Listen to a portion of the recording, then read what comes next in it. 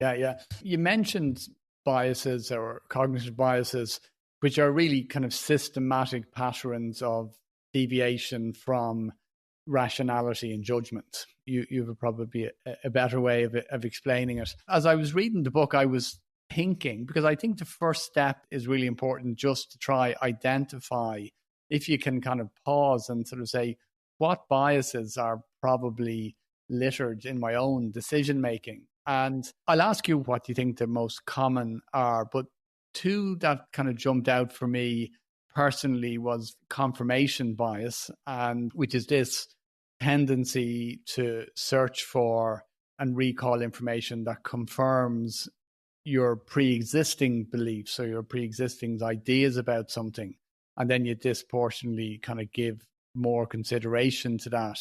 And then another one that kind of popped up that I was a little bit surprised about was kind of anchoring bias. I think you might call it focalism in the book.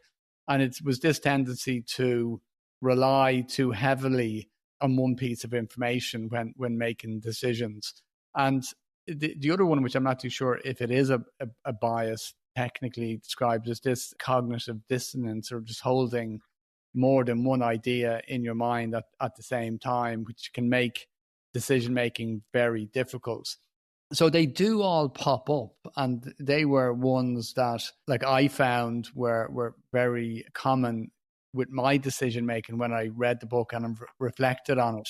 What ones do you think are, that tends to pop up with people's decision making most, or that they could start with? Yours are interesting because, believe it or not, confirmation is known as the mother of all biases. It really is. And particularly, I have I know a professor from Harvard who works very closely with the military.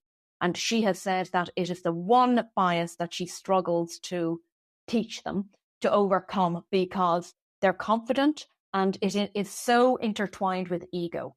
And because they're successful and power, because they hold immense power in that situation, they default to truth. They think everything they hear is true. They apply overconfidence to everything. And when you are overconfident, it's not just that you're borderline arrogant, which arguably is irritating.